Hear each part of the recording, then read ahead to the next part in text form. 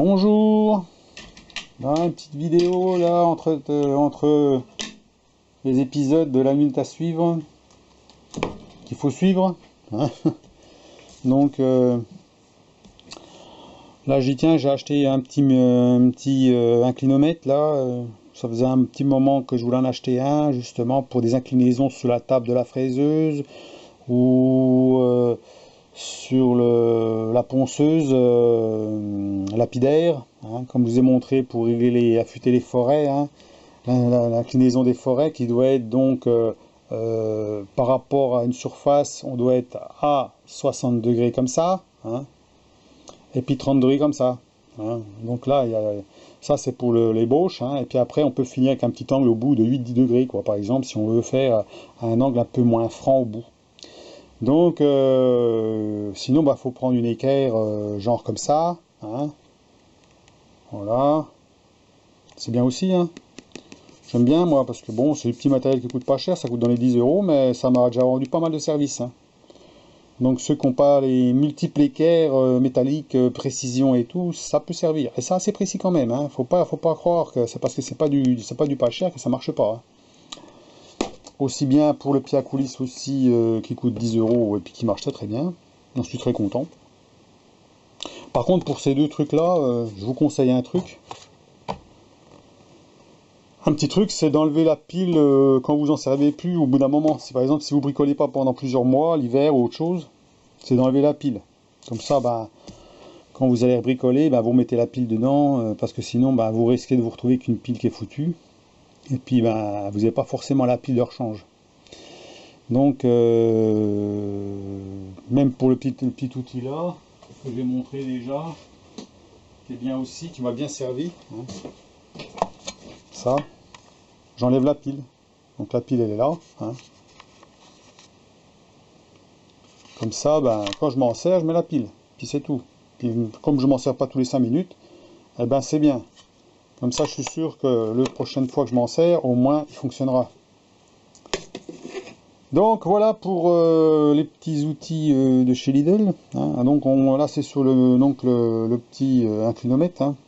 Bon, pour ceux qui ne savent pas ce que c'est ou qui n'ont jamais vu ça, ou pourtant ça fait longtemps que ça existe, hein. Moi ça fait longtemps que je voulais en acheter un.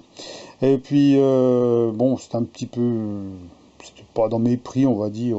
Bon, je pourrais l'acheter, hein, c'est pas 30 euros, ouais, c'est pas non plus une fortune. Mais bon, on peut toujours se démerder autrement. Alors donc quand on peut se démerder autrement, on n'achète pas forcément. Donc voilà, c'est pour ça.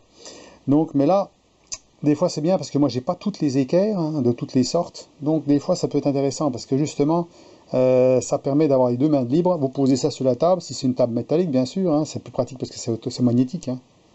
Oui, c'est magnétique, hein, ça colle. Donc ça permet donc d'incliner tout en regardant les deux mains libres, hein. Comme ça, tac, on sert, fini. Donc c'est bien pour ça. Donc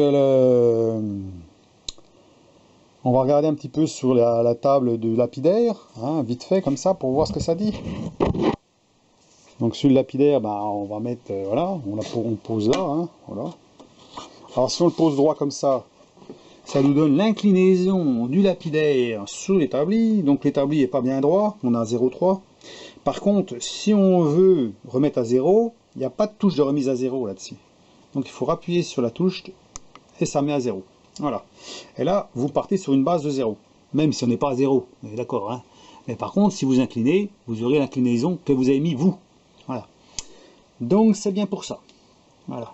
Et là, si vous mettez comme ça, pareil, vous avez une valeur. Alors on appuie dessus, on va remettre sur la valeur normale. Je suis à 0,70. Donc je suis pas tout à fait droit, hein, il faudrait la bouger un peu. Mais bon, là bon, il faut bouger deux manettes, hein, c'est un petit peu chiant. Puis comme j'ai l'appareil photo, ça va pas être facile. Donc on peut mettre à 0, sachant qu'on n'est pas vraiment à 0. On sera pas vraiment à 0 parce que là, comme on n'est pas, l'établi n'est pas parfaitement droit, je suis à 89,40. Je suis pas à 90. Donc soit qu'on met à 0 sur le là, et puis après bon, on contrôle là. Bon, je sais pas ce que ça peut donner, on peut essayer. Voilà. 0. Voilà. Donc on a la valeur ici. Donc là, si on met à 90, on va essayer, tiens, quand même de mettre à 90. Allez, on va tester.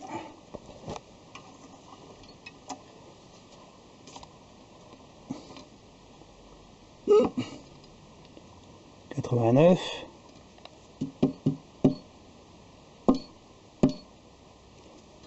Ah, c'est pas facile à bouger parce que si je desserre trop les manettes, ça risque de bouger de trop. 88, 89. Elle n'avait pas bougé facilement, hein.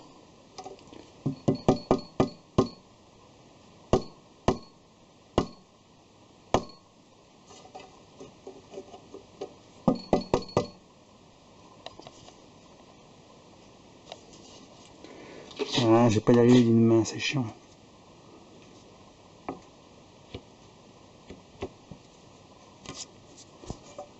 Ouais, allez, serre un petit peu plus la table.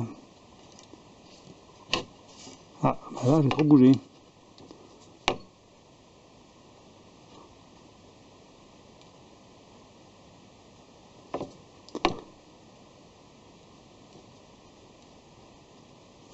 Bon, on va pas y arriver d'une main. Donc, eh ben, oui, à peu près ce que ça donne, quoi. Donc, appuie sur la fraiseuse. Donc, sur la fraiseuse, eh ben, on regarde par exemple l'inclinaison de l'étau avant de mettre la pièce dedans, par exemple. On se met là, on met à 0.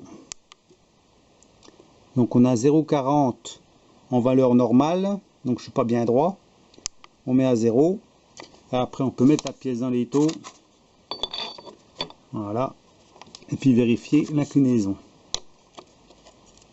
Voilà, qui est de 49,40 par exemple. Donc c'est bien parce que c'est très trop éclairé, on voit bien quand même, hein, c'est assez net. Donc dans un atelier qui est éclairé moyennement, on va dire, bon, on peut bien apprécier la valeur, hein. Ce qui nous donne la valeur, donc autrement on utiliserait plutôt ça, hein. Donc voici la petite équerre, et puis on met par rapport à l'équerre. Voilà, donc hein. Donc, mais par contre, il faut avoir toutes sortes d'équerres ou utiliser l'équerre électronique pour avoir un angle qui correspond à ce que vous voulez. Donc, ça peut être bien aussi. Donc, voilà pour les utilisations, hein. Il y a peut-être aussi d'autres utilisations comme une lame de scie sur une table de sciage, par exemple, hein. On peut l'utiliser aussi avec une règle.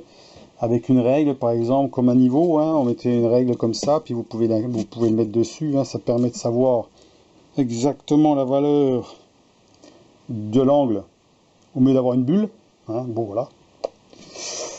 Donc ça peut être bien pour certaines utilisations, c'est pour ça que je l'ai pris, je me suis dit, allez, on prend ça, on verra bien.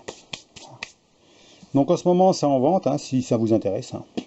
Après, ma foi, sinon, ben, il y en a un peu partout, hein. Ça se vend un peu partout, ça. Et puis, à voir la suite, hein. Donc, ben, je vais vous reprendre pour la suite. Donc, la prochaine vidéo, ça sera sûrement sur la lunette à suivre. Donc, il faut suivre, hein, parce que, bon, pour l'instant, je suis à la 2e épisode. J'ai enregistré le 2e épisode. Donc là on voit donc le dessin ici, hein, voilà à quoi ça va ressembler, hein.